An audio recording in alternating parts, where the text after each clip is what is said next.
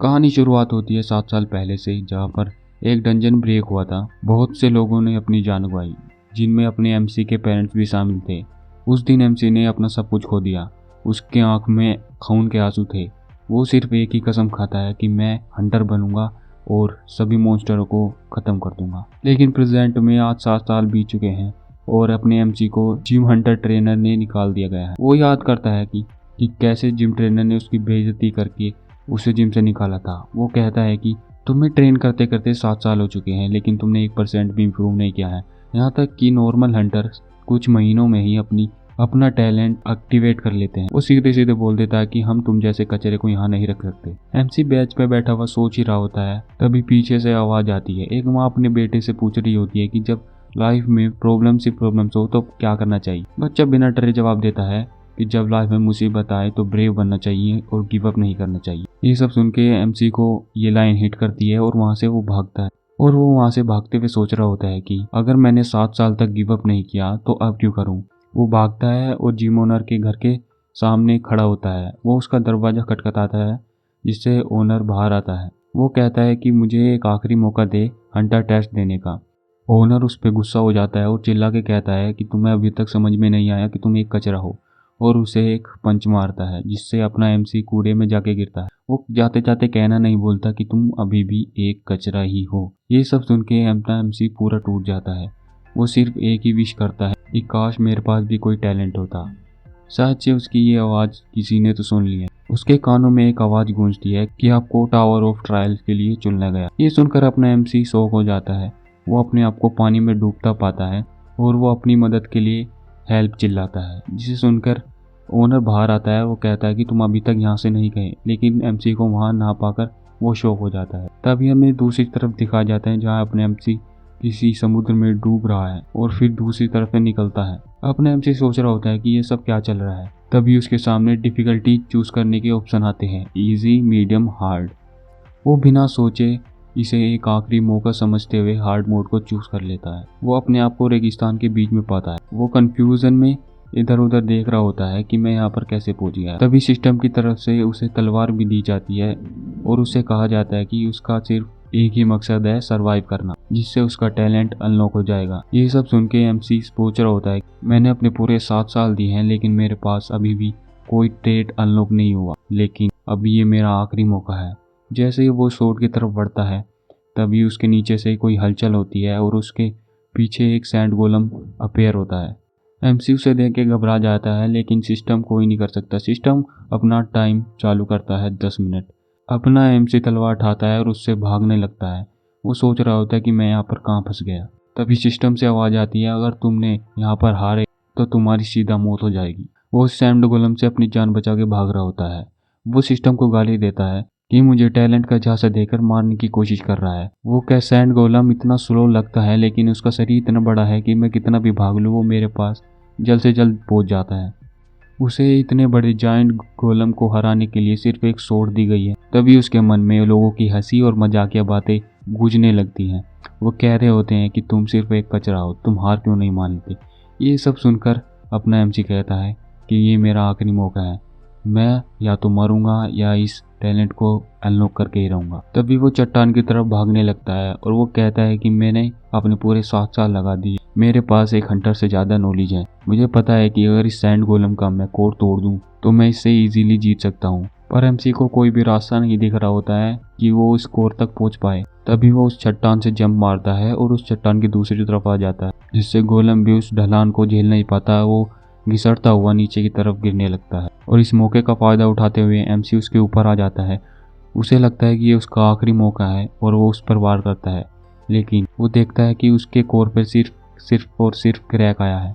वो घबरा जाता है और एक बार और हमला करने की कोशिश करता है, लेकिन इससे पहले कि वो कोशिश भी कर पाता, गोलम उसे पकड़ लेता है। लेकिन एक बार फिर उसके कानों में वही आवाज़ गूंजने लगती है कि तुम एक कचरा हो, तो तुम हंटर नहीं बन सकते। ये सब सुन के वो अपनी तलवार को टाइट से पकड़ता है और उसे कहता है कि ये मेरा आखिरी मौका है, और वो अपनी तलवार उसके कोर की तरफ फेंकता है, जिससे उसका कोर टूट जाता है और गोलम डिस्ट्रॉय हो जाता है। उसके पास 7 मिनट बचे होते हैं, लेकिन उसने ट्रायल कंप्लीट कर लिया होता है। वो ज़मीन पर गिरता है और उठता है। वो शौक में होता है कि उसने सच में एक सैंड गोलम को हरा दिया। वो खुश होता है सैंड गोलम को हरा के। तभी सिस्टम से बधाई देते हुए नोटिफिकेशन आती है कि तुमने ट्रायल कंप्लीट कर लिया है, जिस वजह से तुम्हें 1000 पॉइंट दिए जाते हैं और बोनस रिवॉर्ड में फास्ट रीजन ई क्लास दी जाती है, 500 पॉइंट दिए जाते हैं। एमसी सोच रहा होता है कि उसने पूरे 7 साल लगा दिए यहाँ तक आने में और वो इस बार कामयाब हो गया। उसका नया ट्रेट अनलॉक होता है जो कि होता है नेक्रोमेंसर F क्लास। ये देखकर कि उसे एक नया टैलेंट मिला है, वो सोच रहा होता है कि मैं फाइनली एक हंटर बन चुका हूँ। वो सोच रहा होता है कि मुझे यहाँ से जल्द से जल्द निकलना होगा, लेकिन उसके सामने एक ब्लैक और अपेयर होता है। वो सोच रहा होता है कि ये क्या है। जैसे ही वो उस ब्लैक फॉग को छूता है, उसकी नेक्रोमेंसी F क्लास एक्टिवेट हो जाती है। उसे नोटिफिकेशन आता है कि क्या तुम सैंड गोलम की स्पिरिट को एब्जॉर्ब करना चाहते हो। वो कुछ समझ नहीं पा रहा होता है, लेकिन फिर भी यस पर क्लिक कर देता है और वो ब्लैक फॉग उसके शरीर में अब्जॉर्ब होने लगती है। डेड स्पिरिट अब्जॉर्ब करने के बाद उसकी स्टैट 7% से बढ़ जाती है और उसे महसूस होता है कि वो डेड स्पिरिट उसके अंदर जा रही है और वो अभी सिर्फ 5 स्पिरिट को ही एक बार में अब्जॉर्ब कर सकता है। उसे फील होता है कि उसके अंदर ताकत बढ़ रही है। हमें दिखाया जाता है कि उसकी स्ट्रेंथ 3 पॉइंट से बढ़ जाती है और स्टेमिना 2 पॉइंट से बढ़ जाता है और बताया जाता है कि जब जब ये स्पिरिट अब्जॉर्ब करेगा तो इसके स्टैट परमानेंटली बढ़ेंगे। अपनी एमसी ने पूरे 7 साल लगाए थे अपनी ट्रेनिंग में। वो लगभग हार मान चुका था। हमें उसके ट्रेड का पैनल दिखाया जाता है जहाँ पर वो F रैंक का नेक्रोमेंसी होता है, जिसकी 7% से एबिलिटी बढ़ चुकी होती है। उसका मेन इफेक्ट स्पिरिट्स को ऑब्जर्व करना होता है। दूसरा इफेक्ट उसकी स्किल्स को परमानेंटली बूस्ट देता है। तीसरा इफेक्ट वो डेड स्पिरिट्स को कभी भी यूज कर सकता है और उन्हें स्टोर कर सकता है। अपना एमसी खुश हो जाता है कि वो फाइनली एक हंटर बन गया है। तभी उसके सामने एक पोर्टल अपेयर हो जाता है लॉबी की तरफ जाने के लिए। अपना एमसी उसकी तरफ बढ़ता है और एक लॉबी एरिया में आकर गिरता है। वो जैसे ही वहाँ से खड़ा होता है उसका शरीर पूरी तरह से हील हो जाता है। उसे पता चल जाता है कि हर ट्रायल के बाद उसका शरीर अपने आप ही हील हो जाएगा। उसे वहाँ कोई नहीं दिखता सिवाय एक बेड के। वो सोचता है कि इतने बड़े रूम में एक बेड ही सही, मैं थोड़ी देर आराम तो कर पाऊंगा। वो बेड पे लौटता है और सोच रहा होता है कि मैं इस जगह से बाहर कैसे निकल सकता हूँ।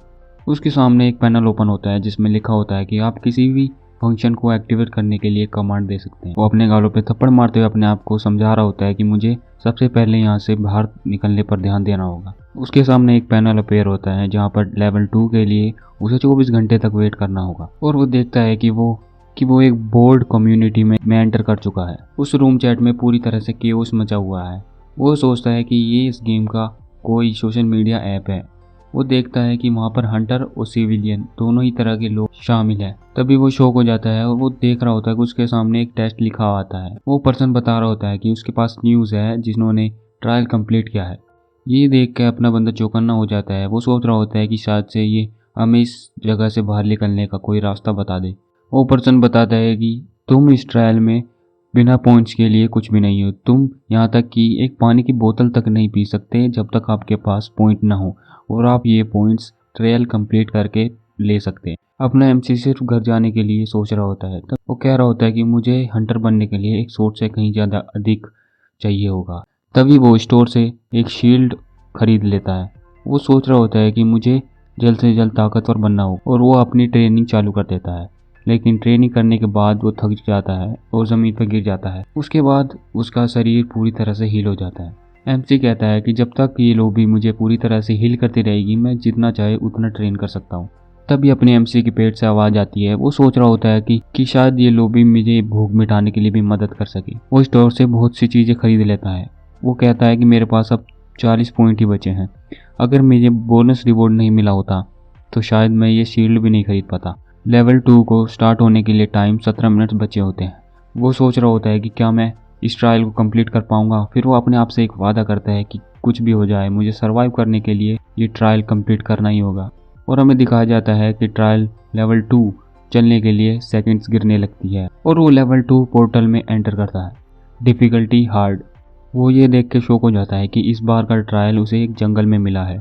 उसे बताया जाता है कि ये एक असैसिन थीम बेस्ड ट्रायल है जहाँ पर आपको टाइम लिमिट में रहकर और के कबीलों को मारना होगा। अपना एमसी एक चट्टान पर खड़े हुए एक ओर्स के कबीले को देखता है। वो सोचता है कि शायद से मुझे इन सबको मारना होगा, वो भी इनके नाक के नीचे खड़ा होकर। अपना बंदा उस कबीले के पास जाता है और झाड़ियों में छुपा होता है। वो सोच रहा होता है कि इस कबीले को रक्षा करने के लिए और हंटर्स भी होंगे, मैं सिर्फ एक ओर्स को ही अपने हिसाब से संभाल सकता हूँ। वो कहता है कि इस तरह के पूरे कबीले को संभालने के लिए लगभग 5 ए रैंक के हंटर चाहिए होते हैं, लेकिन मैं सिर्फ अकेला हूँ। वो सोचता है कि वो पीछे हट जाए और एक नए प्लान के साथ वापस आए। वो सोचता है कि यही तो तरीका है अपने आप को लेवल अप करने का। वो एक मशाल तैयार करता है और अपनी इन्वेंट्री में डाल लेता है। एमसी उन ऑर्क्स की पूरी जानकारी निकाल लेता है। ये ऑर्क्स सुबह सुबह हंटिंग के लिए बाहर जाते हैं और शाम होने से पहले वापस लौट आते हैं। और जैसे ही वे बाहर जाएंगे मैं इस टाउन में फायर लगा दूंगा। अपना एमसी इंतजार करता है और जैसे ही गार्ड खाना खाने और आराम करने के लिए अंदर जाते हैं, इस मौके का फ़ायदा उठा के अपना एमसी मशाल को बाहर निकालता है और उस टाउन में फेंक देता है।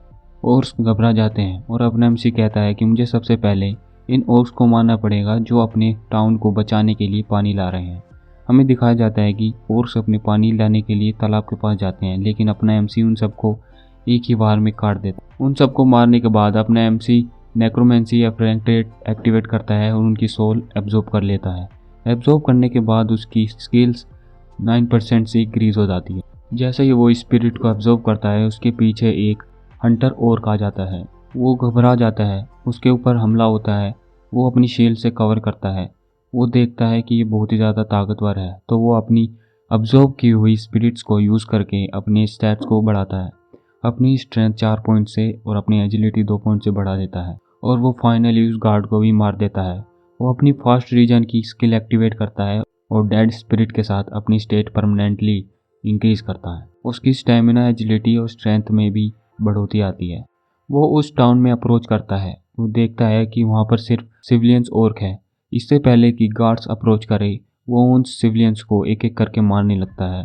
वो शौक हो जाता है कि एक सिविलियन में से एक ऑर्क आता है और उस पर हमला करता है। वो उस हमले से बचता है, लेकिन वो सोचता है कि ये बचने के लिए कुछ भी करेंगे। उनमें एक ऐसा बंदा भी होता है जो मैजिक का यूज़ करना जानता है। अपने बंदे पर वो मैजिक का यूज़ करता है जो एक फायर अटैक होता है। जैसे ही और खुशी मनाने लगता है, अपने बंदा दिखाई देता है जिसको एक अपनी एमसी की एक न्यू स्किल एक्टिवेट हो जाती है, बर्न रेजिस्टेंस एफ रैंक। अपने एमसी को सही सलामत देख के वो और घबरा जाता है। वो उस पर एक और फायर अटैक करता है, लेकिन इस बार अपना एमसी उसका हाथ काट देता है। ये सब देख के वो घबरा जाता है और एक घर की तरफ भागने लगता है। अपना एमसी उसका पीछा करता है। वो उस घर के अंदर पहुंचता है और वो देखता है वो बेबी ओर्क को बचा रहा है। तभी उनमें से एक बेबी ओर्क उसके पास आता है, उसके पैरों पे बैठता है और रोने लगता है। अपना बंदा सोच रहा होता है कि उसे याद आता है कि इन्हीं ओर्क्स ने 7 साल पहले उसके माँ बाप को मार दिया था। अपने एमसी को भटका हुआ देख वो बेबी ओर्क एक नाइफ निकालता है और उस पर हमला करने वाला होता है। इससे पहले कि वो हमला कर पाए, अपना एमसी उसे एक ही बार में गिरा देता है। ये सब देख के मेन ऑर्क उस पर हमला करता है, लेकिन अपना एमसी उन्हें एक बार में ही काट देता है। उसे लेवल 2 को कंप्लीट करने के लिए कंग्रेचुलेट किया जाता है। वो लेवल 2 को कंप्लीट करने के बाद लॉबी में दोबारा पहुंचता है। वो देखता है कि लेवल 2 बहुत ही ज़्यादा हार्ड था। उसके सामने एक नोटिफिकेशन आता है कि मेरे पास एक क्वेश्चन है, अर्थ पे कैसे जाया जाए। अपना बंदा भी ये देख कर शौक हो जाए कि असल में अर्थ पर जाया कैसे जाए। उसके सामने नोटिफिकेशन आता है कि हर लेवल पे पहुंचने के बाद आपको एक मौका दिया जाएगा एडमिन से क्वेश्चन पूछने का। उस चैट में हर बंदा अर्थ पर वापस जाना चाहता है। हमें बताया जाता है कि जब कोई हंटर लेवल 5 पे पहुंचेगा तो उसे मौका दिया जाएगा। कोई हंटर लेवल 5 पे पहुंचता है तो उसे रिटर्न स्टोन दिया जाता है, टेम्परेरी रिटर्न स्टोन दिया जाता है, जो कि अर्थ पर कुछ दिनों के लिए जाने के लिए होता है। जैसे ही आप लेवल 8 पे पहुंचते हैं तो आपको एक अपॉर्चुनिटी मिलती है कि आप परमानेंटली अर्थ पर जा सको। अपना एमसी कहता है कि भले ही मुझे अर्थ पर वापस जाना है, लेकिन मुझे इस जगह पर हंटर के रूप में एक नाम बनाना होगा। हमें उसका ट्रेड पैनल दिखाया जाता है जहाँ पर उसके नोक्रोमेंसी एफ स्किल 65% से बढ़ चुकी है। वो ये सोचकर खुश हो जाता है कि अगर मैंने ये पावर अर्थ पर ले जा पाया तो मैं अर्थ पर अनस्टॉपेबल हो जाऊंगा। लेकिन उसे ये हार्ड लगता है कि लेवल 2 मेरे लिए इतना हार्ड है तो लेवल 8 तो मेरे लिए बहुत ही ज़्यादा हार्ड होगा। वो अपनी स्टेटस मैनुअल खोलता है। वो देखता है कि अभी तक उसके जितने पास भी स्ट्रेंथ पॉइंट है वो जितने भी सब मिला के वो सिर्फ एक ई लेवल का हंटर है। वो सोचता है कि मैंने ऑर्क के कैप्टन को मारा था जिससे मुझे उसकी सोल मिली थी, मैंने उसका इस्तेमाल ही नहीं किया। जैसे ही वो उसका इस्तेमाल करता है उसके स्टेट्स में बढ़ोतरी होती है जिससे वो अपने अंदर पावर को इंक्रीज होते हुए महसूस करता है। वो उसको टेस्ट करने के लिए भागता है जिससे वो दीवार पर चलने लगता है, लेकिन वो अपनी पावर को कंट्रोल नहीं कर पाता और एक दीवार में धंस जाता है जिससे वो दीवार में उसका फोटो बन जाता है। वो कहता है कि अभी मेरी बॉडी इस पावर से यूज टू नहीं हुई है। फिर वो एक शील्ड, एक डैगर और एक क्लॉक खरीदता है जिससे उसकी पावर इंक्रीज हो जाती है। उन्हें पहनने के बाद अपना बंदा उनका ट्रेल टेस्ट करने के लिए कुछ ट्रिक्स अपनाता है। अगले सीन में हमें दिखाया जाता है कि वो दूसरे डंजन में पहुंच चुका है। हमें दिखाया जाता है कि लेवल 3 हार्ड डिफिकल्टी के साथ डंजन का थीम होता है डुअल। वो देख के शौक हो जाता है कि वो एक केव में है। उसे बताया जाता है कि डार्कनेस विल अपेयर। उसे बताया जाता है कि गार्डियन ऑफ डार्कनेस अपेयर होगा 10 सेकंड में। फिर अपना एमसी स्टैंस लेता है और अपने आप को रेडी करता है। अपने एमसी के पीछे एक डार्कनेस अपेयर होती है। जैसे ही अपने बंदे को पता चलता है उसके पेट में एक चाकू घोंप दिया जाता है। उसे बताया जाता है कि आपको इस लेवल को कंप्लीट करने के लिए इस हराना होगा। जैसे ही अपने बंदे को पता चलता है वो उसको किक मारकर दूर फेंकता है। जैसे ही दोनों के डिस्टेंस होता है अपने बंदे को गहरी चोट आई होती है। वो सोच रहा होता है कि अगर लास्ट सेकंड पे मैंने अपने आप को बचाया ना होता तो शायद ये तलवार मेरे पेट में होती। अपना बंदा सोचता है कि ये मेरी स्किल्स की कॉपी कर रहा है। ये पता करने के लिए वो उस पर हमला करता है। लेकिन वो ये देख के शौक हो जाता है कि उसके पास भी सेम स्किल है अपने आप को हील करने की। फिर वो डार्कनेस अपने बंदे की तरफ बढ़ रहा होता है, लेकिन अपना बंदा अपनी शील्ड से उसको ब्लॉक करता है और उसे दूर फेंकता है। एमसी कहता है कि अगर ये मेरी स्किल्स को कॉपी करके मेरी टेक्निक्स का ही इस्तेमाल करेगा तो मुझे पता है कि मेरी खुद की टेक्निक्स को कैसे हराया जाए। वो उस पर हमला करता है, लेकिन जैसे ही डार्कनेस की तलवार उसके मुंह के सामने होती है वो उसको डोज करता है। फिर डार्कनेस उस पर हमला करता है। अपना बंदा कहता है कि मेरे साथ साथ ये भी इवोल्व हो रहा है। फिर वो अपनी क्लॉक की स्किल्स एक्टिवेट करता है जिससे उसकी स्पीड 15% के लिए बढ़ जाएगी 1 मिनट के लिए। वो एक भी सेकंड वेस्ट ना करते हुए उसकी तरफ बढ़ता है और उसको एक भी मौका ना देते हुए उसके चेहरे पर एक किक मारता है और वो फिर अपने डैगर से उसके कंधे को काट देता है। वो खुश हो ही रहा होता है, लेकिन ये देख के शौक हो जाता है कि उसके साथ साथ उसके खुद के कंधे का भी बुरा हाल हो जाता है। एमसी अपने आप को फोकस करने को कहता है। वो कहता है कि उसके लास्ट अटैक से वो इतनी जल्दी रिकवर नहीं कर पाएगा, लेकिन उसके पास तलवार नहीं है क्योंकि उसका हाथ कट गया है। उसकी स्किल का टाइम भी 11 सेकंड तक रिमेन बच जाता है। वो टाइम वेस्ट न करते हुए अपना स्टैंस लेता है और शील्ड से हमला करने जाता है।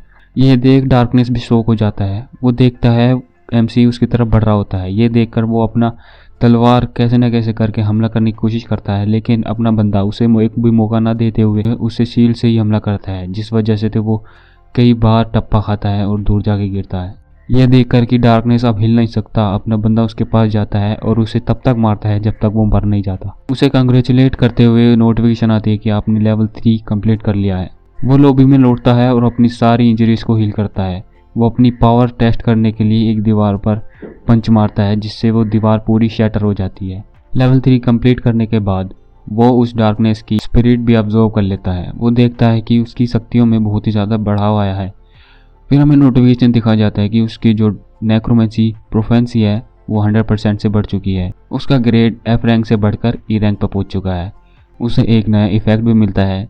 जब भी वो डेड स्पिरिट को ऑब्जर्व करेगा तो वो उन स्पिरिट में से किसी भी एक स्किल्स को एक्वायर कर सकता है। ये देखकर अपना एमसी शॉक हो जाता है कि वो दूसरी स्पिरिट्स की स्किल भी एक्वायर कर सकता है। वो कहता है कि मैंने पहले रीजनरेट्स की बहुत सारे मॉन्स्टर को मारने के बाद प्राप्त की थी, लेकिन मुझे ऐसा लगता है कि मैंने इस सिस्टम का कोई चीट कोड एक्वायर कर लिया है। फिर वो कम्युनिटी में एंटर करता है। वहाँ पर देखता है कि बहुत सारे लोग अगले लेवल की बात कर रहे हैं। उसमें बताया जाता है कि अगला लेवल एक टीम के साथ होगा। उनमें से एक पर्सन दावा करता है कि शायद से ये सब हमें एक दूसरे को मारने के लिए ऐसा कर रहे हैं। अपना ये बंदा पढ़कर शौक हो जाता है कि शायद से हमें अगले लेवल में एक दूसरे को मारना होगा। फिर हमें लेवल 4 का सीन दिखाया जाता है जहाँ पर उसे कंप्लीट करने का टाइम लिमिट 1 दिन होता है। अगर वे टाइम लिमिट में रहकर अगर ये चैलेंज कंप्लीट नहीं कर पाते हैं तो इनकी एक ही पेनल्टी होगी, डेथ। अपना एमसी वहाँ पहुँचता है और अपने सामने 2 लोगों को पाता है। एक लड़की उसके पास आकर कहती है अगर हम एक ही टीम है तो हमें एक दूसरे को जानना चाहिए। वो अपना नाम हायन ली बताती है।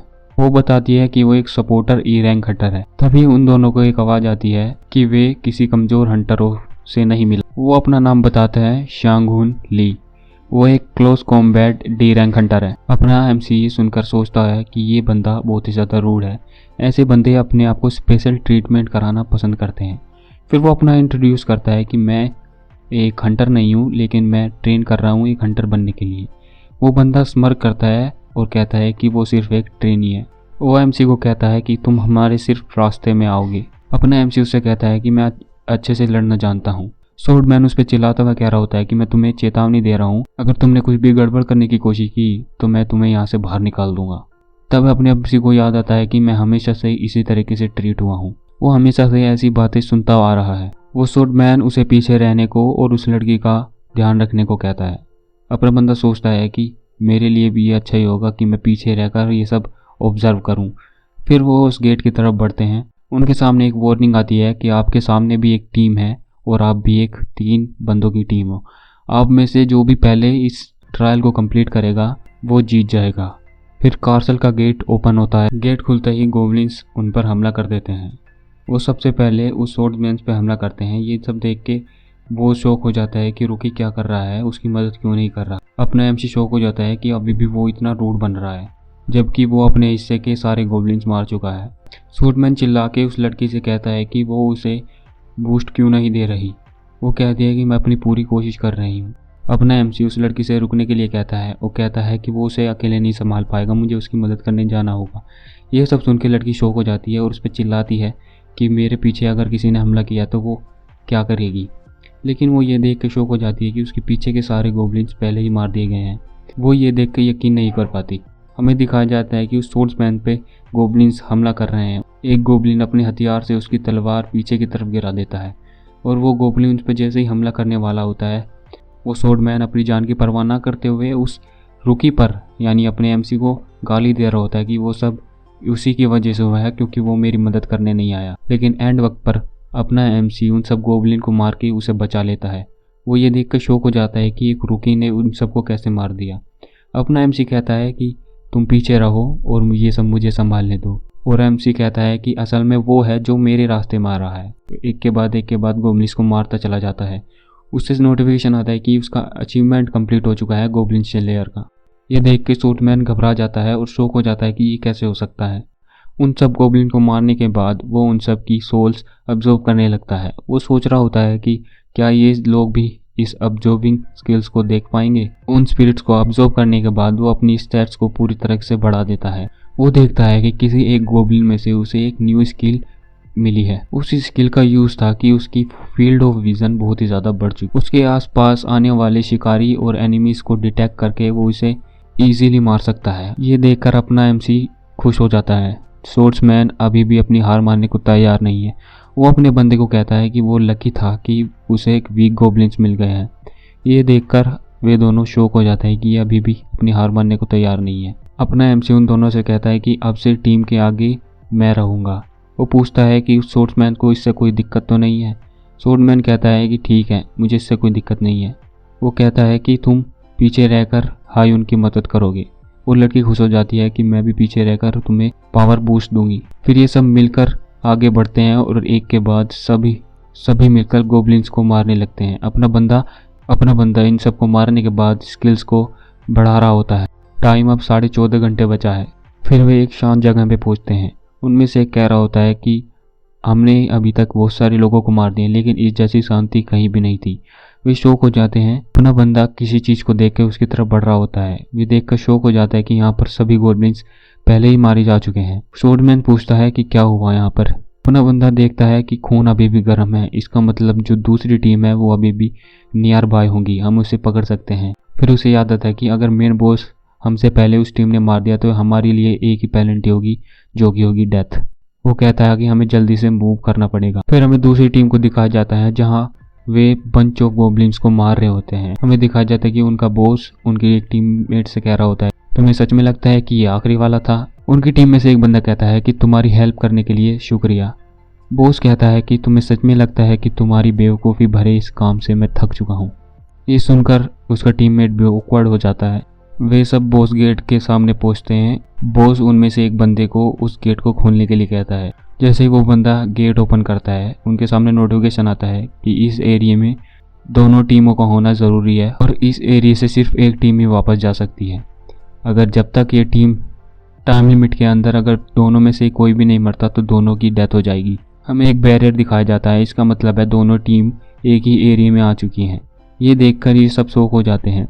अपनी एमसी की टीम अप्रोच करती है। दोनों की टीमों की नज़र एक दूसरे से मिलती है। अपना एमसी अपनी टीम से कहता है कि हम पहले उन पर अटैक करेंगे।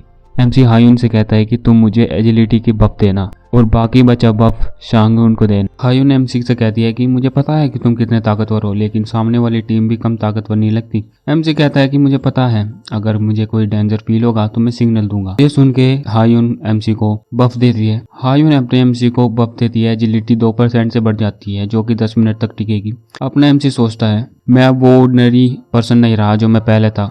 मैंने एक ही बार में अकेले 30 गोब्लिन को एक साथ हराया था। सामने वाली टीम रेडी हो जाती है क्योंकि अपना एमसी उनकी तरफ बढ़ रहा होता है। अपना बंदा फुल स्पीड से उन सब की तरफ बढ़ रहा होता है। उनमें से एक बंदा अपनी शील्ड एक्टिवेट करता है, लेकिन अपना एमसी इतनी तेज होता है और उतनी ताकतवर से वार करता है कि उनकी शील्ड चकनाचूर हो जाती है और वे सब शैटर हो जाते हैं। अपना एमसी यहीं नहीं रुकता, वो एक एक करके सबको हराने लगता है। ये देखकर अपनी टीम भी शॉक हो जाती है। फिर उस बॉस की तरफ बढ़ता है। वो बॉस उसके अटैक को डोज कर रहा होता है, मुश्किल से डोज कर रहा होता है। अपना बंदा कहता है कि यही मेरा मौका है। एमसी पीछे से हमले करने की कोशिश करता है, लेकिन एंड वक्त पर एनिमी टीम का बॉस बच जाता है। इससे पहले कि वो कुछ कर पाए, अपना बंदा अपना एमसी उसे शील्ड फेंक कर डिस्ट्रैक्ट करता है और उसके पेट में अपना डैगर घुसा देता है। अपना एमसी एनिमी बॉस को मारता है और उसे फिनिश करता है। ये देखकर कि एमसी के हाथ कांप रहे हैं, हायुन पूछती है कि क्या वो ठीक है। हायुन सोच रही होती है कि वो शौक है इन 3 लोगों को मारने के लिए। मुझे लगता है कि इसका कोई पास्ट रहा होगा। अपना बंदा कहता है कि मैं ठीक हूँ, हमें अब बॉस की तरफ बढ़ना चाहिए। दोनों बिना सवाल पूछे उसकी बात से एग्री करते हैं। अगले सीन में हमें दिखाया जाता है एमसी ने उस बॉस मॉन्स्टर को भी हरा दिया है। उसे बधाई दी जाती है कि आपने लेवल 4 कंप्लीट कर लिया है। उसे एक बोनस स्किल दी जाती है, इंस्टेंट एक्लेरेशन डी क्लास। उन्हें बताया जाता है कि अब वे लॉबी की तरफ बढ़ सकते हैं। स्वॉर्डमैन पहले ही निकल जाता है, लड़की वहीं रुकती है। अपना बंदा कह रहा होता है, एमसी कहता है कि हम शायद से अर्थ पे दोबारा मिल सके। हायुन एमसी से कहती है कि तुम्हें पछताने की जरूरत नहीं है, इन तीनों को तुम नहीं मारते तो कोई तो मारता ही, इसमें तुम्हारी कोई गलती नहीं है। ये देखकर अपना बंदा खुश हो जाता है और उसका शुक्रिया अदा करता है। हायुन उसकी तरफ कुछ इशारा करती है और सिस्टम से लिखा हुआ आता है कि तुम्हें हायुन की तरफ से एक फ्रेंड रिक्वेस्ट मिली है। हायुन कहती है कि मैं तुम्हारा पूरी तरह से शुक्रिया अदा नहीं कर सकती 4th लेवल को क्लियर करने के लिए। वो ब्लश करते हुए कह रही होती है कि जब तुम धरती पर वापस लौटो तो व्हाइट सिल्वर गिल्ड में मुझे ढूंढना। ये कहकर हायुन वहां से टेलीपोर्ट हो जाती है।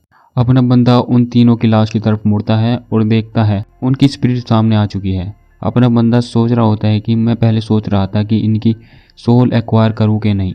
फिर वो कहता है अगर मुझे सबसे ज़्यादा ताकतवर बनना है तो मुझे ये सब करना ही होगा। फिर उनकी सोल वो एब्जॉर्ब करने लगता है। वो कहता है कि अब मुझे कुछ भी करना पड़े, मैं यहाँ से पीछे नहीं मुड़ सकता। एमसी लॉबी में लौटता है और उसके सामने नोटिफिकेशन आता है, आपका ग्रेड डिसाइड किया जाएगा आपकी परफॉर्मेंस के थ्रू। उसके सामने पैनल आता है कि उसे एक निकनेम बनाना होगा। वो अपना निकनेम हंटमैन बनाता है और उसके सामने लीडर बोर्ड अपेयर होता है। वो सोचता है कि मैं यहाँ पर रैंक नहीं करता।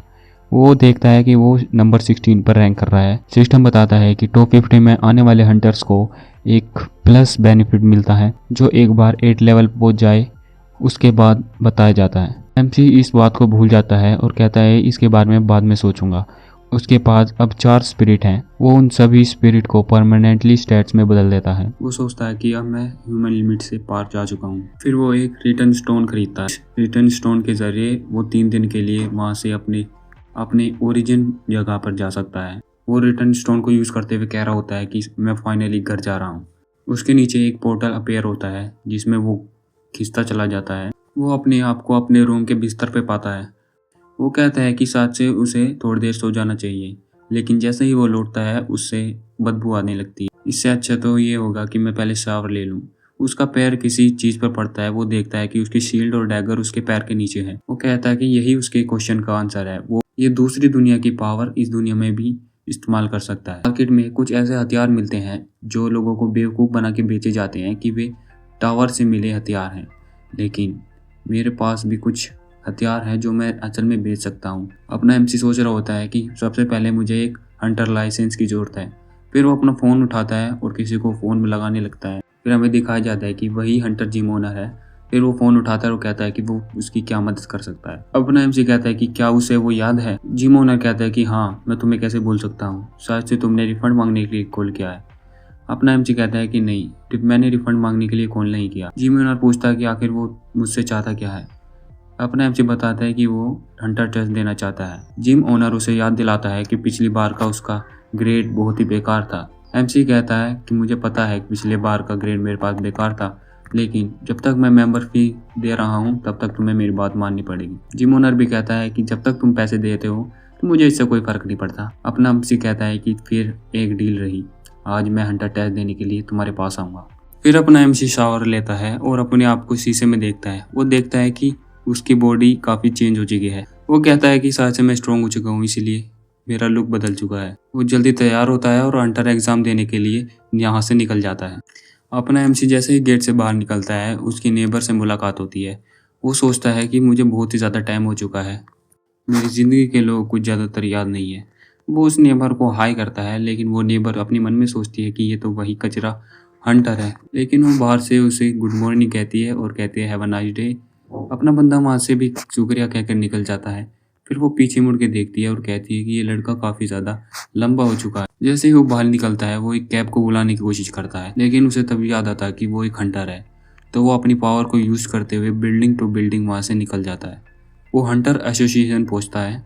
वो अपने ट्रेनर से मिलता है और दोनों के बीच में हाय हेलो होती है। अपना एमसी उससे कहता है कि मैं अपनी स्ट्रेंथ का टेस्ट करना चाहता हूँ क्योंकि पिछली बार मेरे साथ कुछ अजीब से हादसे हुए हैं। ये सुनकर ट्रेनर शॉक हो जाता है, लेकिन उन्हीं की बात काटते हुए उनके बीच में एक आदमी आता है जो अपना नाम किम बताता है और कहता है कि आज के एग्ज़ाम का वो सुपरवाइज़र होगा।